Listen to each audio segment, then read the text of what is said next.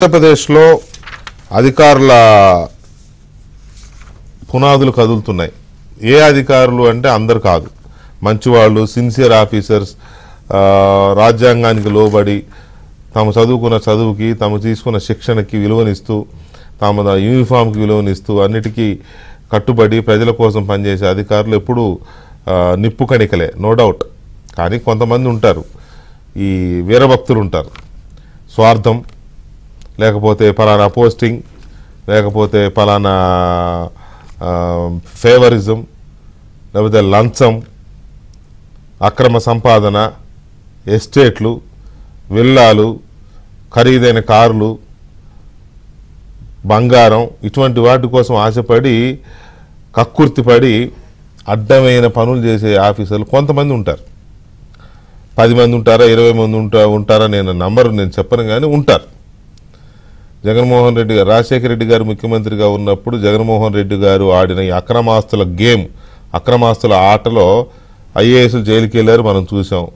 2-3 మంత్రులు కూడా జైలుకి వెళ్ళారు, మనం చూసాం. అప్పుడు మళ్ళీ ఇప్పుడు అదే కార్యక్రమం, రోజు కోర్టు ముందుకు వెళ్ళడం, సారీ చెప్పి రావడం ఐఏఎస్లు. అట్లా ఇప్పుడు ఎన్నికల సంఘం పవర్లోకి వచ్చేసరికి మొన్న 6 ఐపీఎస్లు 3 ఐఏఎస్లు పక్కద యాక్షన్ తీసుకున్నారు, వాళ్ళ మీద వేటు పడింది.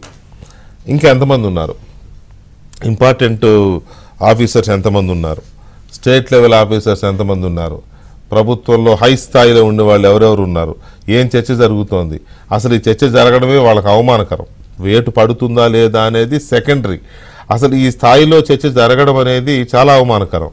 ఒక ఉన్నత స్థాయిలో ఉండి 30 ఏళ్ళు 35 ఏళ్ళు సర్వీస్ చేసి ఎంతో అనుభవాన్ని దాచుకున్న వాళ్ళు ఒక రాజకీయ నాయకుడి ప్రాపకం కోసం, ఒక రాజకీయ నాయకుడి స్వార్థం కోసం మీ సర్వీస్ని, మీ అనుభవాన్ని ఫణంగా పెట్టి, మీ పరువు ప్రతిష్టలు ఫణంగా పెట్టి ఇవాళ జనం నోళ్లలో ఒక దోషుల్లాగా నానుతున్నారు అని అంటే, రేపు చర్యలు తీసుకుంటారా, తీసుకుంటే ఇంకా దారుణం. తీసుకోకపోయినా ఆల్రెడీ ప్రజల దృష్టిలో మీరు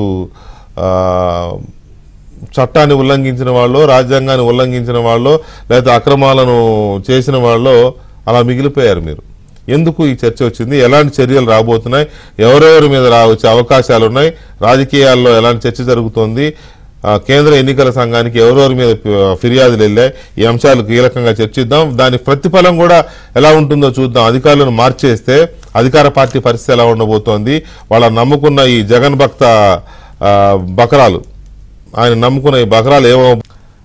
రీసెంట్గా చూసాం మనం, 3 రోజుల క్రితం ఏపీలో ఎన్నికల సంఘం శాంతి భద్రతలు కాపాడడంలో కానీ, లేకపోతే ఓటర్ల జాబితా, ఇటువంటి రకరకాల ఆరోపణలు ఎదుర్కొంటున్న పలువురు సీనియర్ అధికారుల మీద వేటు వేసింది. వాళ్ళని విధులకు దూరం చేస్తూ జిఏడిలో రిపోర్ట్ చేయమన్నారు. వాళ్ళకి ఎట్టి పరిస్థితుల్లోనే ఎలక్షన్లు అయ్యేంత వరకు ఎట్లాంటి విధులు, ఎలాంటి డ్యూటీస్, ఎలాంటి అధికారాలు వాళ్ళకు ఉండవు. వాళ్ళలో చాలా కీలకంగా చెప్పుకోవాల్సింది ఏంటంటే, ఒక ఐజీ, గుంటూరు రేంజ్ 5, అలాగే 5 ఎస్పీలు, 3 కలెక్టర్లు, ఇంతమందిని సింగిల్ స్ట్రోక్తో తీసి పక్కన పెట్టింది ఎన్నికల కమిషన్. ఇక ఇప్పుడు జరుగుతున్న చర్చ ఏంటి అంటే, దాదాపు ఇంకొక 25 మంది ఐఏఎస్లు కానీ ఐపీఎస్లు కానీ లిస్టు ఆల్రెడీ ఎలక్షన్ కమిషన్కి వెళ్ళింది, ఆధారాలతో సహా. వీళ్ళు ఎలాంటి చర్యలకు పాల్పడ్డారు, ఇప్పుడు ఎలాంటి చర్యలకు పాల్పడుతున్నారు, తిరుపతి ఉప ఎన్నిక లాంటి ఉప ఎన్నికలప్పుడు కూడా కొంతమంది ఎలాంటి అక్రమాలకి, అవకతవకలకి పాల్పడ్డారో, వాళ్ళు ఇప్పుడు ఎక్కడున్నారు, ఏ పోస్టింగ్లో ఉన్నారో, వాళ్ళు ఎలాంటి ఫేవరిజమ్స్కి పాల్పడుతున్నారో, పక్షపాతానికి పాల్పడుతున్నారో, ఇలాంటి చాలా డీటెయిల్డ్ రిపోర్ట్స్ ఇటు రాజకీయ పార్టీల వైపు నుంచి, అటు స్వచ్ఛంద సంస్థల వైపు నుంచి, కొన్ని ఇంటర్నల్గా ఇంటెలిజెన్స్ వైపు నుంచి కూడా ఎన్నికల సంఘానికి రిపోర్ట్స్ వెళ్ళాయి. ఇవాళ రేపా ఎల్లుండా అన్నట్టుగా ఉంది వీళ్ళందరి భవిష్యత్తు. వీళ్ళ పరిస్థితి ఏంటి అనేది చూస్తే కొంచెం బాధే అనిపిస్తుంది. ఎందుకంటే ఇంత సర్వీస్ పెట్టుకుని ఎందుకు ఇంత అవమానకరంగా చర్యలకు ఫేస్ చేయాల్సి వస్తుంది అనేది ఒక అంశం అయితే, కొంతమందికి ఇంకా ఇంత జరుగుతున్న వాళ్ళలో మార్పు కనిపించట్లా.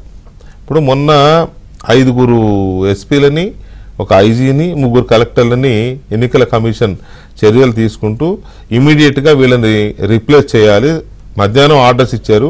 సాయంత్రం 5 గంటలకల్లా వీళ్ళని రీప్లేస్ చేయాలి, ఒక్కొక్కరికి ఆల్టర్నేట్ 3 పేర్లు పంపించండి, మేము ఫైనల్ చేస్తాము అని చెప్పి అడిగితే రాష్ట్ర ప్రభుత్వం వైపు నుంచి అంటే పోలీస్ అండ్ బ్యూరోక్రసీ మిగతా అడ్మినిస్ట్రేషన్ జిఐడి వైపు నుంచి అంటే చీఫ్ సెక్రటరీ గారి అండర్లో ఉంటుంది కదా, సో వీళ్ళ వైపు నుంచి లిస్ట్ పంపించారు, ఎప్పుడో లేట్ నైట్ పంపించారు. సరే మరుసటి రోజు ఆర్డర్ ఇస్తా ఉన్నారు. కానీ తెలిసింది ఏంటి అంటే జగన్మోహన్ రెడ్డి గారి ప్రభుత్వం అంటే ఇప్పుడు జగన్మోహన్ రెడ్డి గారు ప్రచారంలో ఉన్నారు, ఆయన సలహాలతోనే వీళ్ళు పంపించారులే, ఆయన తెలియకుండా ఆయన అడిగి ఫలానా అంటే పంపించుంటారు. అంటే నేను చెప్పబోయే పాయింట్ ఏంటంటే వీళ్ళు పంపించిన పేర్లలో 95% వీళ్ళు రెగ్యులర్ ఐపీఎస్లు కాకుండా సర్వీసులో పాస్ అయ్యి వచ్చిన వాళ్ళు అనమాట. కన్ఫర్డ్ ఐపీఎస్లు, కన్ఫర్డ్ అంటే సిఐ అయిన వాళ్ళు లేదా గ్రూప్స్ రాసి డిఎస్పీలు అయిన వాళ్ళు సర్వీస్తో 30 ఏళ్ళకి ఎస్పీలు అవుతారు, 25-30 ఏళ్ళకి. అందరూ అలాంటి వాళ్ళు 95%, ఏదో 1-2 మినహాయిస్తే అందరినీ అలా కన్ఫర్డ్ ఐపీఎస్లనే పంపారు లిస్ట్ అంతా. ఎన్నికల కమిషన్ ఎంత తక్కువ అంచనా వేస్తారు వీళ్ళు. ఇమ్మీడియట్గా ఆ లిస్ట్ అంతా వెనక్కి పంపి మళ్ళీ వాళ్ళు సెలెక్ట్ చేసుకొని డైరెక్ట్ యూపీఎస్సి రాసి పాస్ అయిన ఆఫీసర్స్ని రిక్రూట్ చేశారు, నామినేట్ పోస్టుల్లో భర్తీ చేశారు. అంటే చూడండి, ఇది చాలా మందికి తెలియదు, ఇవాళ వచ్చింది బయటికి, ఇది మళ్ళీ మధ్యాహ్నం తర్వాత వచ్చింది.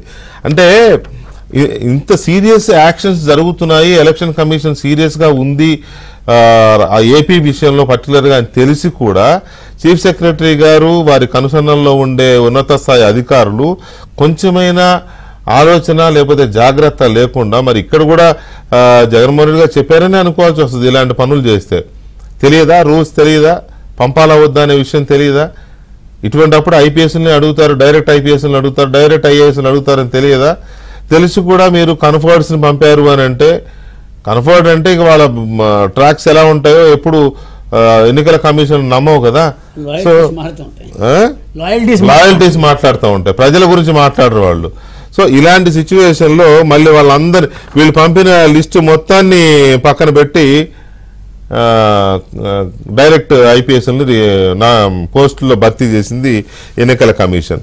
ఇప్పుడు ఈ చర్యతో వీళ్ళు చేసిన ఈ చర్యతో వాళ్ళకి ఎక్కడన్నా ఏదో ఒక మూల కాస్త సింపతి ఉంటే అది కూడా పోయి ఉంటుంది ఈ దెబ్బతో. వీళ్ళు మన కళకే గంతలు కట్టాలని చూస్తున్నారు వీళ్ళు, ఇంకా ప్రజలనేం బతకనిస్తారని వాళ్ళు ఫిక్స్ అయిపోయి ఉంటారు ఈ చర్యతో. కాబట్టి కఠినమైన చర్యలకు ఎంతో దూరం లేదు. సో దీని మీద మాట్లాడదాం. మనతో ప్రసాద్ గారు కంటిన్యూ అవుతున్నారు, జీవీ రెడ్డి గారు కంటిన్యూ అవుతున్నారు, అలాగే భారతీయ జనతా పార్టీ నాయకులు రఘురామ్ గారు, పురిగెల రఘురామ్ గారు కూడా జాయిన్ అయ్యారు. రఘురామ్ గారు నమస్కారం, వెల్కమ్. రఘురామ్ గారు, ఈ ఆఫీసర్లను తొలగించే విషయంలో ఎలాంటి చర్చ నడుస్తోంది? ఎందుకంటే మీ పార్టీ అధ్యక్షురాలు పురంధేశ్వర్ గారు కూడా 20 మంది పేర్లతో కంప్లైంట్ చేశారు ఎన్నికల కమిషన్కి. అందులో చీఫ్ సెక్రటరీ, డీజీపీ కూడా ఉన్నారు, ఎస్పీలు ఉన్నారు, కలెక్టర్లు ఉన్నారు. సో ఎలాంటి చర్చ జరుగుతోంది? ఇప్పుడు నేను చెప్పిన వీళ్ళు చేసిన గొప్ప ఘనకార్యం కూడా మీకు అర్థమై ఉంటుంది కదా. సో ఏం చర్చ జరుగుతోంది? మీకు అందరికీ నమస్కారం, ప్రేక్షకులందరికీ కూడా. సో ఒకటండి, అధికారి వన్స్ యూపీఎస్సీ పాస్ అయినా లేదంటే ఏదైనా రాష్ట్ర ప్రభుత్వంలో పాస్ అయ్యి ఒక అధికారం చేపట్టిన తర్వాత అధికారులు ప్రజల కోసమే పనిచేయాలి.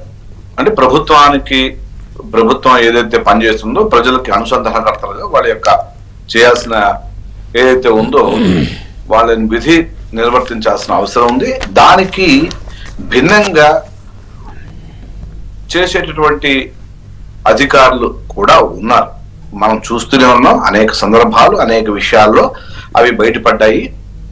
ఎస్పెషల్లీ మన దగ్గర ఎక్కువ అండి ఇదంతా నార్త్ లో. ఎందుకంటే జాతీయ పార్టీలు ఉన్న చోట అంత పెద్ద తక్కువ శాతం ఉంటుంది, రీజనల్ పార్టీలు ఉన్న చోట చాలా ఎక్కువ శాతం ఉంటుంది. This is my observation. అవును, సౌత్ లో కొద్దిగా ఎక్కువ ఉంటుంది. యా. సో ఇంకోటి ఏంటంటే అధికారులు చాలా, మీరు చెప్పినట్టుగా ఇందాక మీరు చెప్పారు, చాలా మంది చాలా బాధ్యతతో క్రమశిక్షణతో పనిచేసే అధికారులే మనం గౌరవిస్తాం. ఖచ్చితంగా అలాంటి అధికారులు మనం సన్మానించాలి కూడా.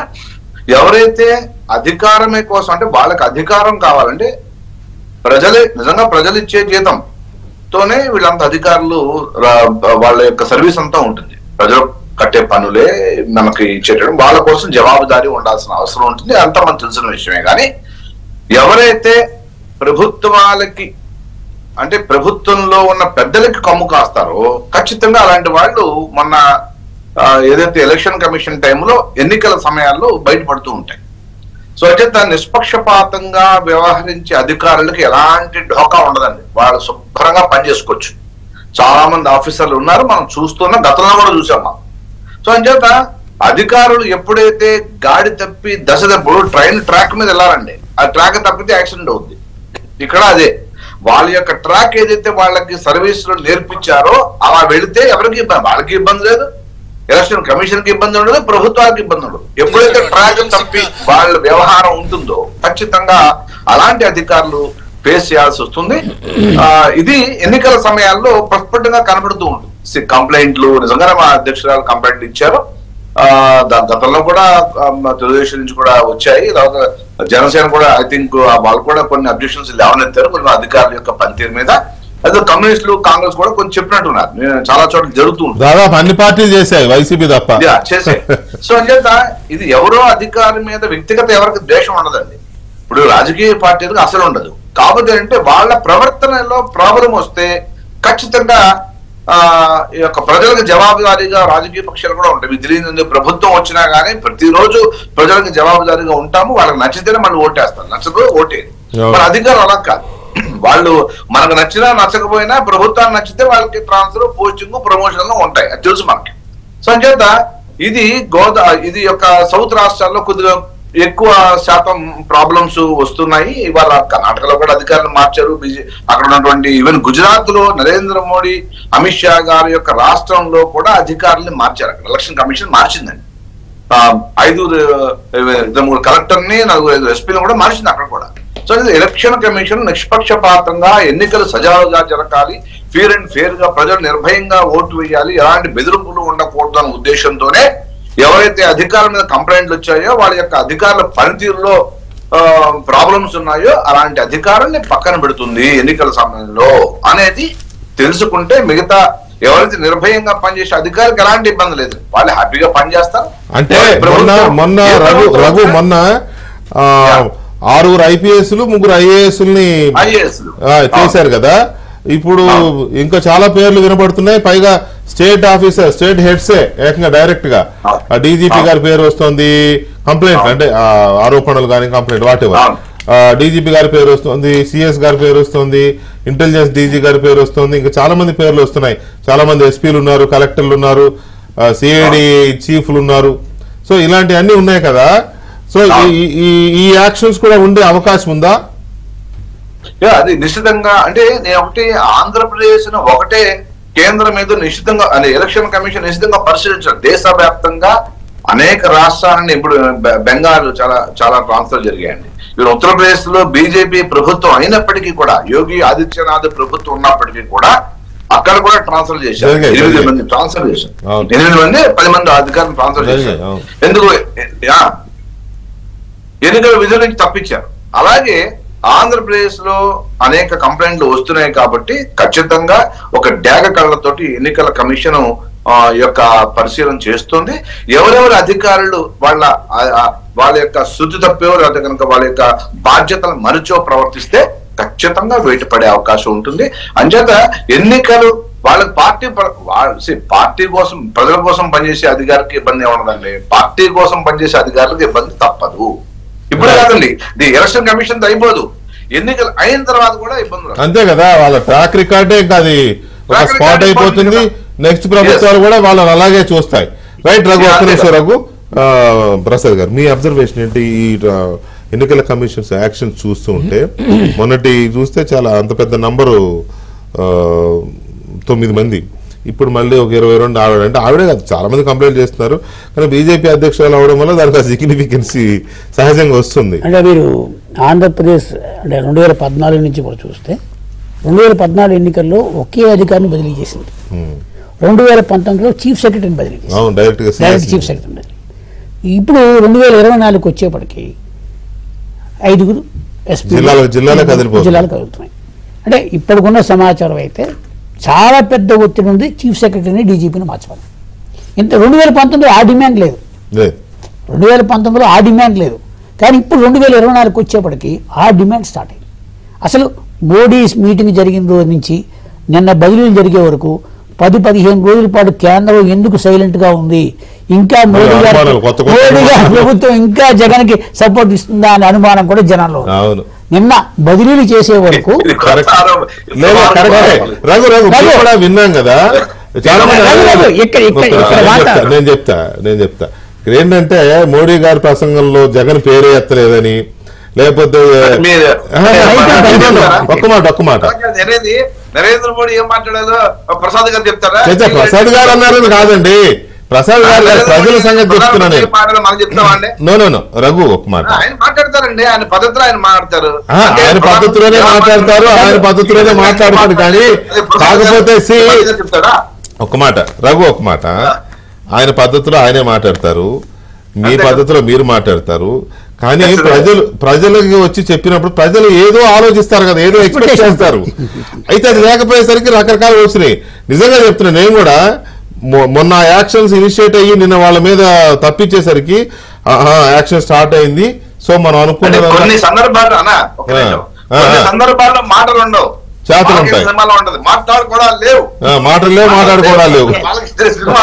అలాగే యాక్షన్లు ఉంటాయి, ఖచ్చితంగా యాక్షన్ మీద ఇంపార్టెంట్ తప్పించి మనకి నువ్వు చెప్పిన మాట కూడా బాగుంది, నువ్వు చెప్పిన మాట బాగుంది, కరెక్టే. నిజానికి ఇప్పుడు యాక్షన్ జరిగి ఉండకపోతే నీకు చెప్పడానికి ఆధారం ఉండేది కాదు. అది జరగబట్టి నువ్వు కూడా ఏదో డైలాగ్ వస్తున్నావు. ఎనీవే మంచి పాయింట్, రైట్. రఘు ఒక్క మాట, ఇప్పుడు మోడీ గారి పర్యటనకు ముందు రోజు ఇదే ఛానల్లో డిబేట్ జరిగినప్పుడు ప్రజల ఆకాంక్షలు ఎలా ఉన్నాయి, మోడీ గారు ఎలా మాట్లాడితే బాగుంటుందని డిబేట్ కూడా జరిగింది. ఆ రోజు కూడా ఆయన లేడు, ఆయన యశస్విని గారు, ఆవిడెవరో ఉన్నారు, కర్నూలు నంజాల ఆవిడ, కర్నూలు ఎవరో ఒక లేడీ ఉన్నారు. అంటే ప్రజలు మోడీ దగ్గర నుంచి చాలా ఎక్స్పెక్ట్ చేశారు, ఒక దుర్మార్గుడు గురించి ఈయన ఏం మాట్లాడతాడు అనే ఎక్స్పెక్టేషన్ ఎక్కువ ఉంది. కాబట్టి మోడీ గారి ప్రసంగంలో కొన్ని అపశృతులు దొరికితే 10 రోజులైనా చర్య తీసుకోకపోతే ఇంకా హిడెన్ ఎజెండా ఉందేమో అని అనుమానం ఉంది, నాకు కాదు, జనాలకు. కాబట్టి ఈ యాక్షన్ ఇచ్చిన తర్వాత ఇంకా పెద్ద యాక్షన్ ఉంటుందా, ఇంకా ఎవరైనా ఉంటారా అంటే ఇప్పుడు పురంధేశ్వరి గారు ఎప్పుడో మద్యం మీద సిబిఐ అడిగితే ఇవ్వకపోయినా నిన్న ఎస్పీల మీద వాళ్ళ మీద కంప్లైంట్ ఇచ్చినప్పుడు ఖచ్చితంగా నిజానికి ఒక మాత్రం చెప్తా, చంద్రబాబు నాయుడు ఆంధ్రప్రదేశ్లో మోడీతో సఖ్యత పెట్టుకున్నా, సహకారం తీసుకున్నా, ఎన్నికలు పొత్తు పెట్టుకున్నా ఎన్నికల అక్రమాలు జరగకుండా యంత్రాంగం పనిచేస్తుందన్న ఒక నమ్మకం జనాల్లో ఉంది. అదొక భాగం. నేడే 2019లో ఇదే చంద్రబాబు నాయుడు గారు ఎన్నికల సంఘం దగ్గరికి వెళ్ళి గొడవ చేశారన్న ఆరోపణ కూడా వచ్చింది, మీరు చూసే ఉంటారు. ఇవాళ దాన్ని సర్దుకోవడానికి అంటే ప్రజలు ఓటు వేయడానికి సిద్ధంగా ఉన్నా యంత్రాంగం ఓటు వెయ్యనవదేమో అని భయంతో చాలా మంది ఉన్నారు. ఇవాళ ఓపెన్ అయ్యారు 5 జిల్లాల ఎస్పీలు, 3 కలెక్టర్లు, తర్వాత ఇంకా ఎవరైనా ఉన్నారని వాళ్ళ ఐఏఎస్లు ఐపీఎస్లో డిస్కస్ చేసుకుంటున్నారు. అంటే ఎక్కడికి వెళ్ళిపోయింది ఇది? మొట్టమొదటి మీ తిరుపతి బై ఎలక్షన్లో మీ కంప్లైంట్ 3 సంవత్సరాల తర్వాత పనిచేసింది. ఇప్పుడు నువ్వు చెప్పావు మాటల్లో యాక్షన్ అని, ఆ యాక్షన్ తిరుపతిలో వచ్చింది. కాబట్టి ఇంకా తిరుపతి బై ఎలక్షన్ మూలాలు కొన్ని జిల్లాల్లో ఉన్నాయి, వాళ్ళ మీద ఎందుకు చర్య తీసుకోవటం లేదు అనే డిస్కషన్ కూడా జరుగుతుందంటే మోడీ గారి ప్రభుత్వం 10 రోజుల తర్వాత మేలుకొని చేసింది అనేది ఇంకొక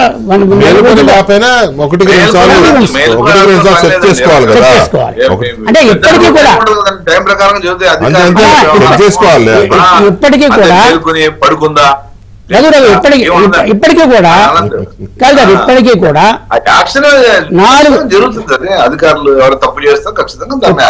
నేను ఒక విషయం చెప్తానన్నా, ఇప్పటికీ కూడా విశాఖపట్నం, నెల్లూరు, గుంటూరు లాంటి జిల్లాల్లో అధికారులు ఏకపక్షంగా పనిచేస్తున్నారు. అవే వచ్చి మీ అంచనా ఏంటి? ఈ పెద్ద పెద్ద పేర్లు వస్తున్నాయి కదా, ఈ పెద్ద పెద్ద పేర్లు కూడా యాక్షన్ ఉంటుందని అనుకుంటున్నారా? అంటే ఇప్పటికున్న ఎన్నికల సంఘం నుంచి వచ్చిన సమాచారం అయితే మాత్రం ఖచ్చితంగా ఈ రాష్ట్రంలో ఎన్నికలు ప్రశాంతంగా జరగడానికి, సక్రమంగా జరగడానికి అంటే అధికార పక్షానికి సంబంధం ఉన్న సామాజిక వర్గానికి చెందిన అధికారులను బదిలీ చేయకపోతే ఎన్నికలు సక్రమంగా ఇప్పటికే జరుగుతాయన్న నమ్మకం లేని వర్గం ఎక్కువ ఉంది. అది డీజీపీ అవ్వచ్చు, అడిషనల్ డీజీపీ అవ్వచ్చు, ఇంటెలిజెన్స్ చీఫ్ అవ్వచ్చు, చీఫ్ సెక్రటరీ అవ్వచ్చు. కానీ ఈ నలుగురిలో ఇద్దరి మీద చర్య ఉంటుందని మాత్రం ఇవాళ అమరావతి అంతా వినపడుతుంది. రైట్. జీవి రెడ్డి గారు, మీ పార్టీ నుంచి కూడా చాలా కంప్లైంట్స్ చేస్తున్నారు. మీ పొత్తులో ఉన్న భారతీయ జనతా పార్టీ అధ్యక్షురాలు వారు కూడా పెద్ద ఇది చేశారు కదా, ఏంటి మీ అంచనా ఏంటి, లేకపోతే మీరేం కోరుకుంటున్నారు, ఎలాంటి ఆఫీసర్స్ పక్కన పెట్టారు? అనంతకృష్ణ గారు, ఈరోజు 5 మంది ఎస్పీని 3 కలెక్టర్లు మార్చారు, రేపు ఇంకొక 5 మంది మారొచ్చు, 10 మంది మారొచ్చు. నా ఉద్దేశం ప్రకారం ఏంటంటే ఎవరిని కింద మార్చినా మళ్ళీ దాన్ని ఆర్డర్స్ ఇచ్చేది పోలీసులకు వచ్చేసరికి డీజీపీ, పెద్ద తలకాయలు, నాన్ పోలీసు వాళ్ళకు వచ్చేసరికేమో చీఫ్ సెక్రటరీ ఇస్తారు. ఎందుకు నేను చెప్తానంటే, రఘురాం గారు మీరు కూడా గమనించండి, 2 ఇన్సిడెంట్స్ ఉన్నాయి.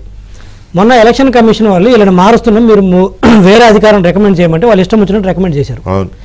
అంటే ఎలక్షన్ కమిషన్ మారుస్తూ ఏం చెప్తుంది, మీకు వైసీపీకి అనుకూలంగా ఉన్న వాళ్ళని వేయొద్దని చెప్పదు, న్యూట్రల్గా ఉన్న వాళ్ళని ఏమని చెప్పదు, కొత్త పేరును ప్రతిపాదించమంటే దాని అర్థం చేసుకోవాలి. కానీ వీళ్ళు ఏం చేశారు, మళ్ళీ వాళ్ళకి అనుకూలంగా ఉన్న పంపించారు. ఈసీ ఏం చేసింది, పక్కన పెట్టేసి వాళ్ళగా ఇప్పుడు తీసుకున్నది. ఇప్పుడు టీడీపీకి అనుకూలంగా ఉన్న వాళ్ళని వేయాల్సిన అవసరం లేదు, న్యూట్రల్గా ఉన్న వాళ్ళని వేయాలి. బీజేపీకి అనుకూలంగా ఉన్న వాళ్ళని వేయాల్సిన అవసరం లేదు. వాళ్ళ పని వాళ్ళు నిజాయితీగా చేసుకునే పోయి అధికారులు ఏమంటే, ఈరోజు సిఎస్ డీజీపీ కూర్చొని ఏం చేశారు, మళ్ళీ వాళ్ళ లిస్టే పంపించారు. ఈరోజు ఈసీ పక్కన పెట్టింది. ఆ నేపథ్యంలో నేను చెప్తున్నాను, ఫస్ట్ మార్చాల్సింది వీళ్ళని. రెండోది, 2-3 రోజుల నుంచి మీరు కూడా గమనించండి రఘురాం గారు, మన రాష్ట్రంలో పెన్షన్స్ విషయం ఈసీ క్లియర్గా గైడ్లైన్స్ ఏమిచ్చింది, వాలంటీర్స్తో కాకుండా వేరే వాళ్ళతో ఇప్పించండి. వేరే వాళ్ళతో కూడా ఇప్పిస్తేప్పుడు కొన్ని సచివాలయం దగ్గర కొంతమందికి ఇబ్బంది ఉన్న వాళ్ళకి ఇంటి దగ్గర ఇప్పించమనే కదా చెప్పింది. దాంట్లో పెద్ద రాకెట్ సైన్స్ ఏం లేదు కదా. మరి అది ఎంత ఉంటే రాష్ట్రం ఎంత రచ్చ నడిచింది. 80 ఏళ్ళ వృద్ధులను కూడా మంచాల మీద తీసుకొచ్చారు. అది వద్దనే కదా ఇంటికాడ ఇప్పించమని చెప్తే, మరి ఈసీ ఏం చేస్తుంది, సిఎస్ ఏం చేశాడు, ఆ గైడ్లైన్స్ని ఈసీ ఇచ్చిన గైడ్లైన్స్ని ఇంప్లిమెంట్ చేయాల్సింది ఎవరు, కలెక్టర్లు, చీఫ్ సెక్రటరీ.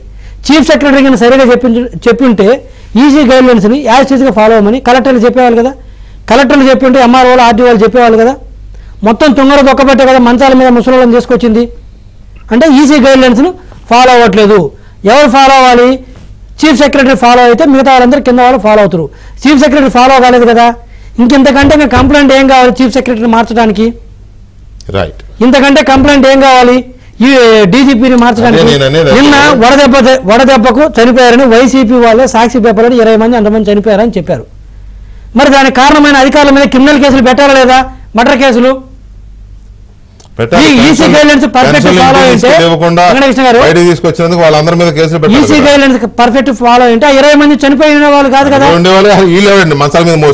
వీళ్ళెవరు, ఒక్క నిమిషం సార్, మంచం మీద మోసుకురావడానికి మీకు మనుషులు ఉండరు, కానీ 4 మనుషులు 3,000 రూపాయలు తీసుకుపోయి ఇంటికాడ ఇవ్వడానికి దొరకరా నీకు? 3,000 రూపాయలు ఇంటికి తీసిపోయి ఇవ్వడం కష్టమా, ఆ మనిషిని మంచం మీద తీసుకురావడం కష్టమా?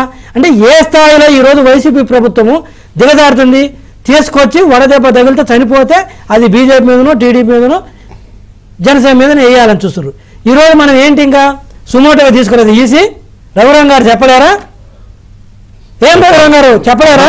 రఘురాం గారు చెప్పాలి, జీవి రెడ్డి గారు చెప్పాలి, పురంధేశ్వరి గారు లెటర్ రాయాలి దానికి, చెప్పాలి, పురంధేశ్వరి గారు లెటర్ రాయాలి దానికి, అందరూ చెప్పాలి. ఆ కేసు వేర్లే, అందరూ చెప్పాలి. అది ఇదే నేను ఏంటంటే సిఎస్ ను డీజీపీ వాళ్ళు పర్ఫెక్ట్ గా ఈసీ గైడ్లైన్స్ ఫాలో అవుతారు. అంతే, కొత్తగా బెనిఫిట్ చేయాల్సిన అవసరం లేదు.